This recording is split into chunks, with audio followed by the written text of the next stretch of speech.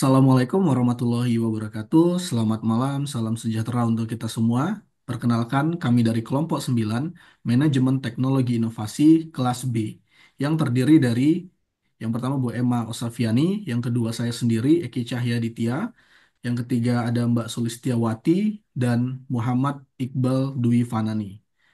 Pada kesempatan kali ini, kami akan mempresentasikan hasil review paper ilmiah yang berjudul Success Factor of a New Product Launch, The Case of iPhone Launch, yang ditulis oleh Gabriela Capatina dan Florin Dracescu dari The Bucharest University of Economic Studies, Rumania, yang dipublish pada tahun 2015. Paper ini secara khusus membahas bagaimana Apple berhasil meluncurkan iPhone pertama kali di tahun 2007, bukan hanya sebagai produk teknologi baru, tetapi juga sebagai sebuah inovasi yang mengubah pasar dan perilaku konsumen secara global. Next.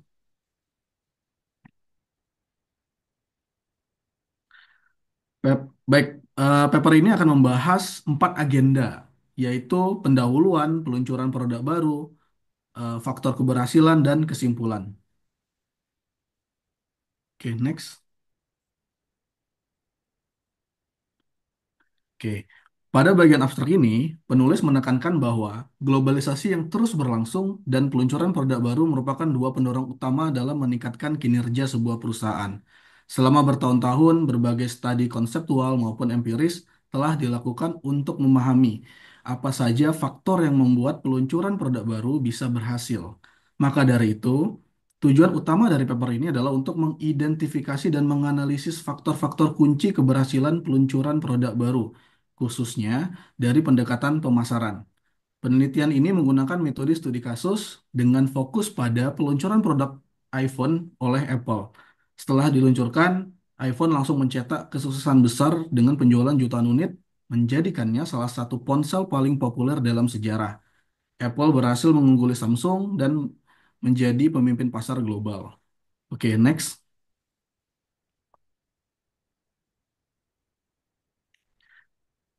Oke, dalam era globalisasi saat ini, perusahaan menghadapi tantangan yang sangat dinamis dan kompetitif. Oleh karena itu, peluncuran produk baru telah menjadi salah satu strategi utama untuk mendorong pertumbuhan bisnis dan mempertahankan keunggulan kompetitif. Banyak perusahaan-perusahaan berupaya meningkatkan pendapatannya dengan memperkenalkan produk-produk baru ke pasar. Strategi ini bukan hanya sekedar mengenalkan inovasi, tapi juga merupakan upaya untuk memperluas pangsa pasar, menarik konsumen baru, dan menjaga relevansi di tengah perubahan pasar yang cepat. Kita bisa melihat bahwa tujuan utama dari peluncuran produk baru adalah untuk menciptakan nilai lebih, baik dari sisi penjualan, profitabilitas, maupun daya saing. Produk baru yang sukses dapat memberikan lonjakan penjualan dan membentuk persepsi positif terhadap brand di mata konsumen. Contohnya, perusahaan besar seperti Sony, Microsoft, ataupun Dell telah menjadikan peluncuran produk baru sebagai bagian tak terpisahkan dari strategi utama mereka. Produk-produk seperti PlayStation, Microsoft Surface, dan berbagai inovasi dari Dell merupakan bukti nyata bagaimana perusahaan-perusahaan ini mempertahankan posisinya di industri melalui inovasi yang berkelanjutan. Oke, next.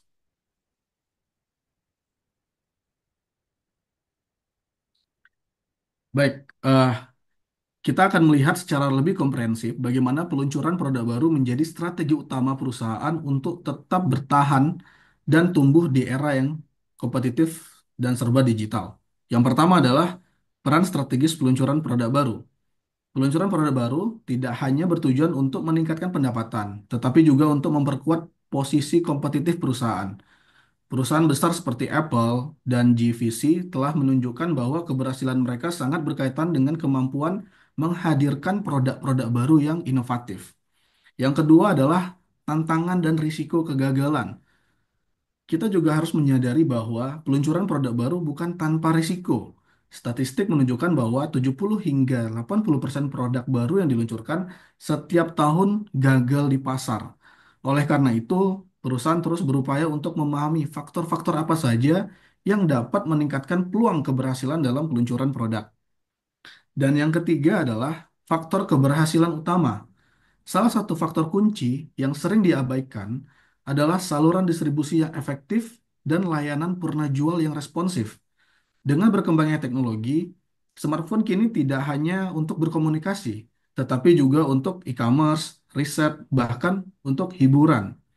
Distribusi yang tepat dan dukungan pelanggan yang baik sangat menentukan adopsi produk oleh konsumen. Next.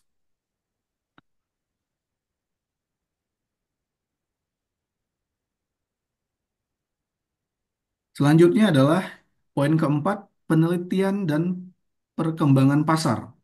Jika kita lihat dari sisi pasar, pertumbuhan pasar ponsel meningkat dari 205 juta unit pada tahun 2014 menjadi 255 juta unit pada tahun 2019. Namun, pertumbuhan ini mulai melambat karena mayoritas orang dewasa telah memiliki smartphone. Artinya, pasar menjadi jenuh dan perusahaan harus semakin kreatif dalam meluncurkan produk yang benar-benar baru dan dibutuhkan oleh market. Yang kelima adalah investasi di bidang riset and development. Untuk menciptakan inovasi, perusahaan perlu berani berinvestasi besar dalam penelitian dan pengembangan. Contohnya Samsung mengalokasikan lebih dari 10 miliar dolar untuk riset dan development, menunjukkan betapa pentingnya riset dan menciptakan produk yang tidak hanya baru, tetapi juga unggul di pasar. Yang kelima, yang keenam adalah digital marketing. Ini adalah poin terakhir dalam dunia digital saat ini, digital marketing memegang peran vital. Data menunjukkan bahwa 30% dari transaksi e-commerce dilakukan melalui smartphone. Dengan kategori utama seperti fashion, perjalanan, dan mungkin smartphone juga, Apple di sini menanggapi tren ini dengan bertransformasi menjadi perusahaan e-commerce lewat peluncuran yang namanya Apple Pay sebagai solusi pembayaran digital.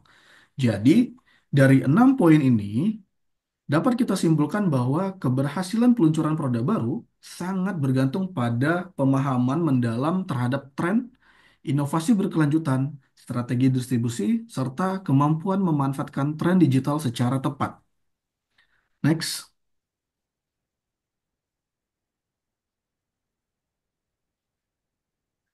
Baik, penelitian ini disusun dalam 3 fokus utama. Yang pertama adalah pentingnya peluncuran produk baru. Kita ingin memahami seberapa besar peran peluncuran produk baru dalam mendukung daya saing dan pertumbuhan pendapatan perusahaan. Dalam konteks globalisasi dan pasar yang cepat berubah, inovasi produk bukan lagi pilihan, tetapi kebutuhan untuk tetap relevan di mata konsumen.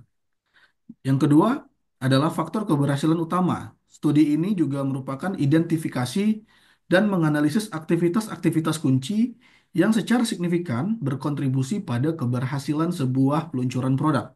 Faktor-faktor ini bisa mencakup strategi diferensiasi, penentuan harga, distribusi promosi, dan tentu saja pemahaman terhadap pasar. Yang ketiga adalah studi kasus peluncuran iPhone. Sebagai aplikasi nyata, studi ini mengambil contoh peluncuran iPhone generasi pertama. Apple adalah contoh menarik karena berhasil memasuki pasar ponsel yang sudah sangat kompetitif dan dalam waktu singkat justru menjadi pemimpin pasar. Kita akan melihat bagaimana Apple menerapkan faktor-faktor keberhasilan tersebut secara strategis. Oke, next. Selanjutnya, pembahasan akan dilanjutkan oleh Mbak Sulistiawati. Kepada Mbak Sulis, tempat dan waktu saya persilakan. Baik, terima kasih Pak Eki. Selanjutnya yaitu terkait peluncuran produk baru. eh, kita ketahui bahwa peluncuran produk baru itu akan menjadi sebuah keberhasilan bagi perusahaan, eh, entah itu resikonya atau biaya yang akan diambil adalah sangat tinggi.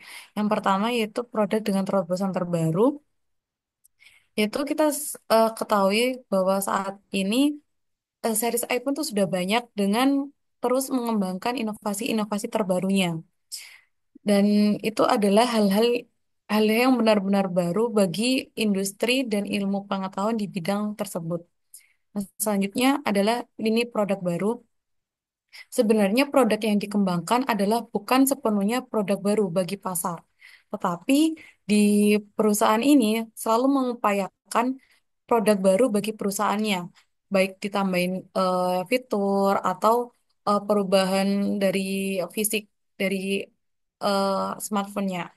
Selanjutnya yaitu inovasi dari lini Exis, yaitu merupakan produk yang baru bagi perusahaan tetapi itu merupakan bagian dari produk yang sudah dimiliki, seperti pengembangan pengembangan pada seri yang sama. Misalkan seri eh, 13, ada 13 Pro, ada Pro Max seperti itu. Selanjutnya yaitu mengembangkan existing product.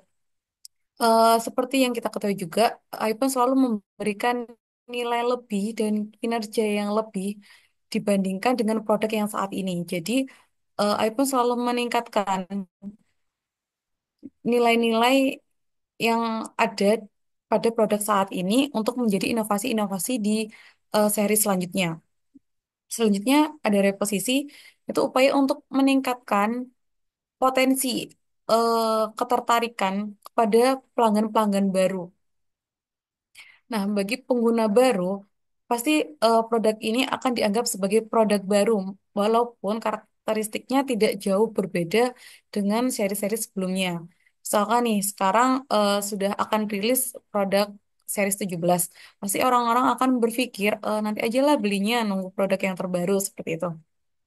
Dan selanjutnya, yaitu pengurangan biaya, dimaksudkan untuk eh, mengurangi biaya produksi dengan cara bisa saja menggunakan penggantian bahan yang lebih murah dengan kualitas yang sama atau menggunakan perancangan ulang proses produksi di seri selanjutnya. Oke, next.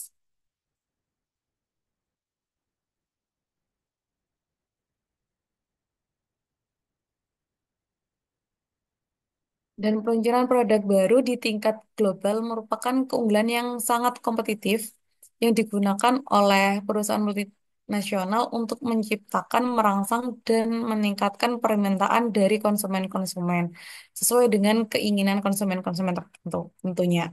Dan perusahaan yang belum dikenal secara luas tidak akan meluncurkan produk di tingkat global tanpa adanya platform kendaraan berdasarkan rekam jejak historis perusahaan yang dapat mengurangi resiko dari upaya peluncuran tersebut.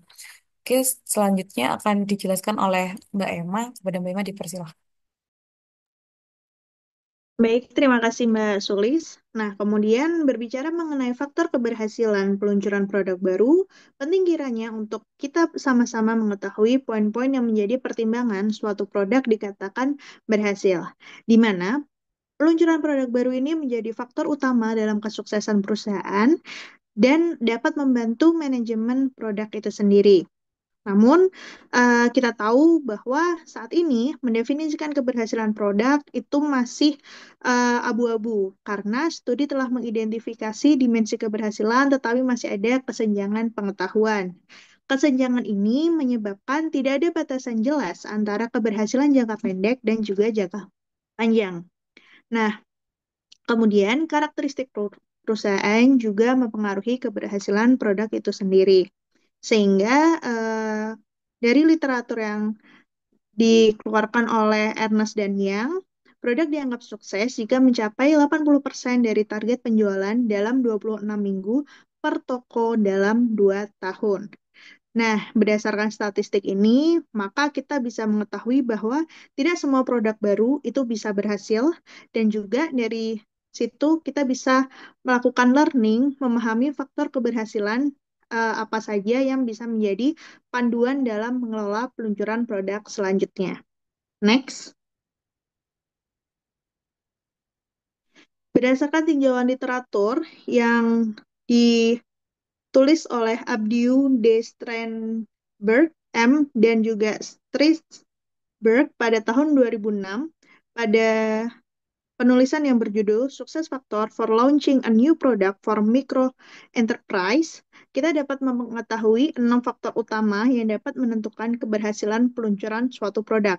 Yang pertama adalah diferensiasi produk, di mana produk ini harus bisa mempunyai keunggulan dan masyarakat itu bisa langsung membedakan dari pesaingnya. Kemudian yang kedua adalah definisi produk yang jelas dari saat awal mereka diperkenalkan ke publik, sehingga publik bisa menilai spesifikasi dan juga nilai produk ini dari awal. Kemudian yang ketiga, orientasi pada kebutuhan pelanggan, di mana perusahaan harus memastikan bahwa produk yang di-launching itu sesuai dengan permintaan dan juga kebutuhan dari pelanggan. Kemudian yang keempat adalah orientasi pasar yang kuat. Diharapkan produk yang diluncurkan itu sesuai dengan tren industri yang saat ini sedang berlangsung. Kemudian yang kelima ada sinergi antara teknologi, produksi, dan bisnis.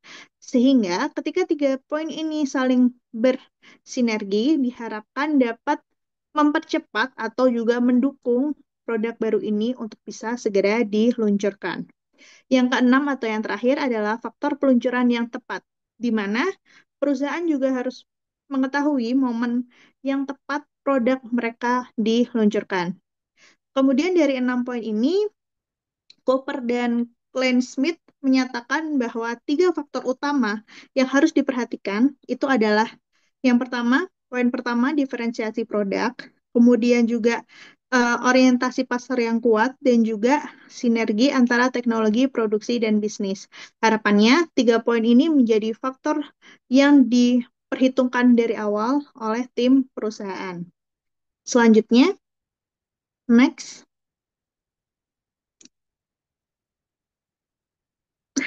Baik, nah saat ini kita akan membahas terkait dengan pendekatan strategis dan juga taktis dalam peluncuran produk baru. Di sini kita akan membagi menjadi 4 bahasan. Yang pertama terkait dengan keputusan strategis. Kita harus mengetahui strategi produk itu sendiri harus bisa unik. Kemudian yang kedua adalah pasarnya harus jelas. Kemudian yang ketiga adalah kompetitif, di mana produk ini apakah bisa langsung diterima oleh masyarakat. Dan yang keempat adalah strategi perusahaan, yaitu terkait dengan biaya yang rendah dan juga imitasi sebagai pendekatan bisnis. Kemudian, terkait dengan keputusan taktis juga terdapat 4 poin yang akan kita bahas, yaitu terkait dengan produk, di mana produk ini harus memiliki branding yang kuat, sehingga masyarakat bisa tertarik untuk membeli produk ini, dan juga harga. Harganya harus bisa mencerminkan kualitas dan juga unique selling dari produk tersebut. Kemudian terkait dengan taktik promosi, promosi harus dilakukan secara cepat dan tepat agar bisa sesuai dengan pangsa pasar yang telah ditentukan perusahaan dari awal. Kemudian yang keempat adalah terkait dengan distribusi. Harapannya produk kita bisa dengan mudah dijangkau oleh pelanggan. Selanjutnya,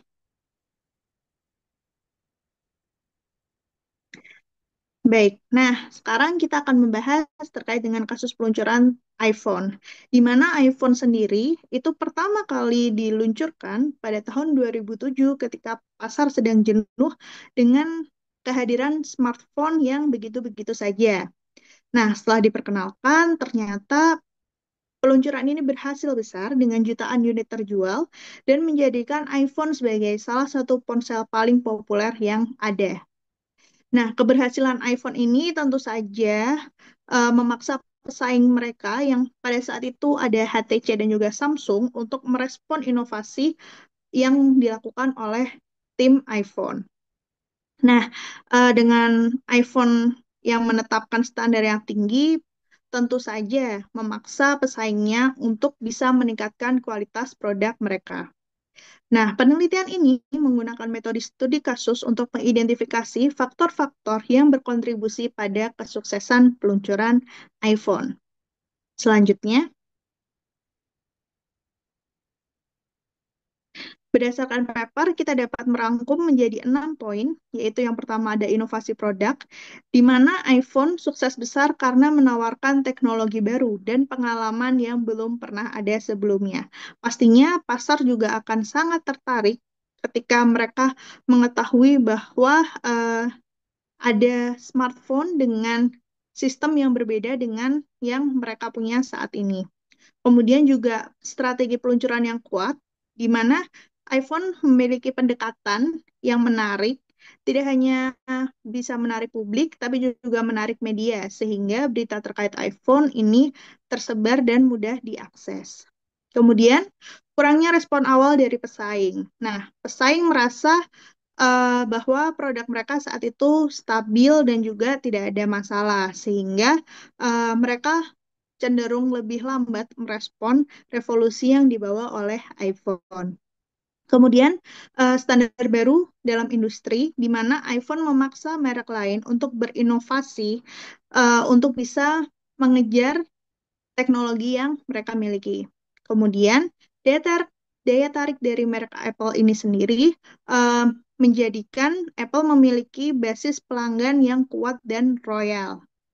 Kemudian, yang terakhir adalah diverifikasi pasar, di mana setelah sukses dengan iPhone, Apple tidak hanya berfokus dengan iPhone-nya, tapi juga mengembangkan sumber daya dari tim R&D untuk mengembangkan lebih banyak produk inovatif.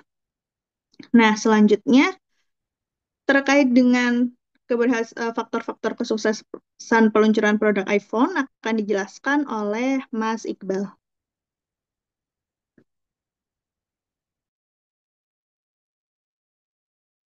Baik, terima kasih Bu Emma. Di sini akan menjelaskan bagaimana tingkat keberhasilan iPhone. Peluncuran produk baru adalah langkah penting bagi perusahaan untuk tetap bersaing dan meningkatkan keuntungan. iPhone berhasil membuktikan sejak pertama kali diperkenalkan pada tahun 2007 dan sukses menjadi ikon global. Lalu, apa rahasia di balik kesuksesan ini? Kita bisa melihatnya dari tiga aspek utama, yaitu faktor konsumen, perusahaan, dan faktor lingkungan. Pada faktor konsumen sendiri terbagi ada dari poin demografi, budaya, dan preferensi.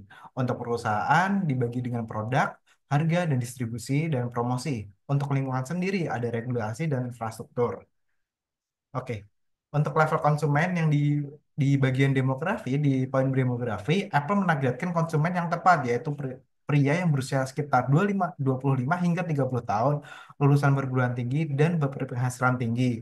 Yang berikutnya, sebagian besar pengguna iPhone berusia di bawah 30 tahun dan berasal dari dunia seni, sains, ataupun teknologi. Selain itu, 3/4 pelanggan iPhone sebelumnya sudah pernah membeli produk Apple lainnya. Apple belajar dari pengalaman iPod dan iTunes untuk meningkatkan strategi iPhone dan menurunkan harga iPhone, memperkenalkan aplikasi yang sesuai dengan target demografi. Apple berhasil menarik lebih banyak segmen pasar. iPhone yang lebih banyak digunakan untuk keperluan pribadi sekitar 61% dan dibandingkan untuk bisnis 50%. Untuk di bagian budaya, kesuksesan produk di Apple internasional sangat dipengaruhi oleh faktor budaya itu sendiri, seperti iPhone berhasil merevolusi konsep ponsel dan menjadi ikon budaya modern. Apple juga menerapkan strategi pemasaran yang sama di Eropa seperti di Amerika Serikat. iPhone sendiri juga memberikan rasa aman kepada pengguna dengan sistem aplikasi yang dikontrol sendiri oleh Apple. Di negara-negara barat, iPhone diterima dengan baik, tetapi beberapa negara Asia menghadapi tantangan budaya. Contohnya seperti di Cina, penggunaan komputer pribadi tidak umum, sehingga anak muda yang lebih banyak menghabiskan waktu di warnet atau warung internet, iPhone dapat menjadi solusi bagi mereka meskipun ada hambatan regulasi dari pemerintah. Untuk preferensi dari konsumen sendiri, konsumen menginginkan ponsel dengan lebih banyak fitur, tetapi seringkali enggan membayar lebih untuk itu. Konsumen juga menginginkan ponsel yang sederhana dan mudah digunakan, bukan perangkat yang terlalu rumit. Selanjutnya ada level di perusahaan. Faktor-faktor kesuksesan peluncuran iPhone dalam berbagai tingkatan di level perusahaan sendiri, yang itu yang pertama produk. iPhone pertama berada di ponsel tradisional dengan layar sentuh besar, browser berbasis komputer, dan antarmuka intuitif tanpa keyboard fisik. Kekurangan utama yaitu adalah tidak adanya jaringan 3G yang sudah umum di ponsel Eropa. Apple menawarkan garansi 1 tahun dengan opsi tambahan 3 tahun melalui Apple Care. Pada tahun 2008, Apple meluncurkan versi iPhone yang lebih murah dengan lebih sedikit tetapi lebih canggih untuk penggunaan profesional. iPhone juga memiliki keunggulan seperti kapasitas besar, bobot ringan, desain tipis, 4G, GPS, perekaman video HD, yang membedakan dari pesaing-pesaing lainnya. Pada strategi diferensiasi, Apple membuat iPhone lebih unggul dibanding pesaing seperti Samsung, Nokia, HTC, dan BlackBerry karena mampu menggabungkan berbagai fungsi dalam satu perangkat. Untuk harga sendiri, harga iPhone adalah $599, tetapi setelah 2 bulan Apple menurunkannya menjadi $399. konsumen awal merasa kecewa dengan penurunan harga sehingga Apple memberikan kredit $100 untuk setiap pelanggan yang membeli iPhone sebelum diskon. Dari kejadian ini, Apple belajar bahwa strategi harga harus mempertimbangkan hubungan dengan pelanggan, bukan hanya peningkatan pendapatan. Pada level distribusi, Apple mengubah jalur distribusi tradisional dengan tidak menjual iPhone di toko Best Buy yang bisa membingungkan pelanggannya dan beresiko bagi distribusi di masa depan. iPhone yang tersedia di 1.800 toko AT&T melalui situs web Apple sendiri, keberhasilan iPhone dalam distribusi juga diukur dari banyaknya pelanggan baru yang didapat oleh operator seluler. Pada segmen promosi, Apple menggunakan strategi promosi yang efektif dan berkesan. Iklan pertama iPhone berjudul Hello ditayangkan saat acara Academy Award menampilkan karakter film yang mengangkat telepon.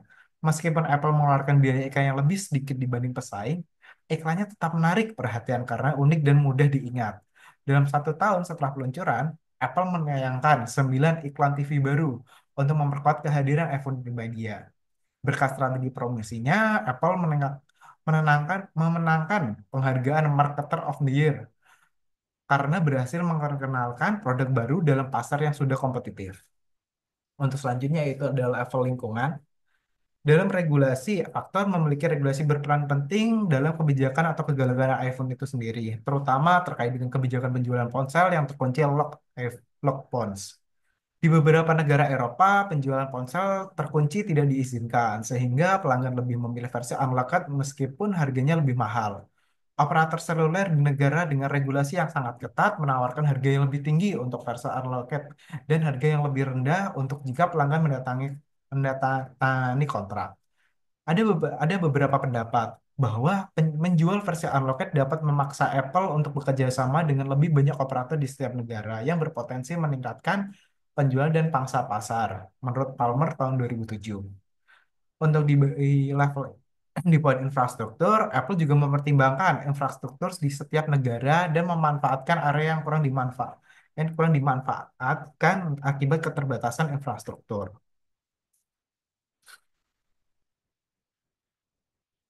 Pada poin kesimpulan, berdasarkan studi kasus ini, iPhone mengubah cara konsumen berinteraksi dengan ponsel, membangun koneksi dengan pengguna, dan mempengaruhi perilaku mereka dalam mengakses informasi serta gaya hidup digital. Untuk pada tingkat konsumen, Apple menargetkan anak muda dan fokus pada penggunaan pribadi. Dan selain itu, Apple menjadi ponsel hiburan menjadi prioritas untuk memenuhi kebutuhan target pasar. Untuk di tingkat perusahaan, iPhone berbeda dari ponsel tradisional dengan menghadirkan fitur inovatif. Apple menerapkan strategi diferensiasi menghadirkan banyak fungsi dalam satu perangkat. Strategi ini memiliki harga skimming atau diterapkan memulai dengan harga yang sangat tinggi untuk meraih keuntungan dari pembeli awal, lalu menurunkan harga lebih terjangkau untuk pasar umum. Keberhasilan distribusi sendiri diukur dari kemampuan menarik pelanggan yang baru. Dalam tahun pertama, Apple merilis 9 iklan TV untuk mempertahankan kehadiran iPhone di media populer. Menurut di tingkat lingkungan, regulasi dan infrastruktur menjadi faktor utama. Apple menyesuaikan diri dengan regulasi dari berbagai negara untuk memastikan keberhasilan peluncuran produk Apple tersebut. iPhone memanfaatkan infrastruktur tiap negara, bahkan di area dengan keterbatasan infrastruktur pada negara tersebut. Baik, sekian dari kelompok kami. Terima kasih atas perhatiannya. Wassalamualaikum warahmatullahi wabarakatuh.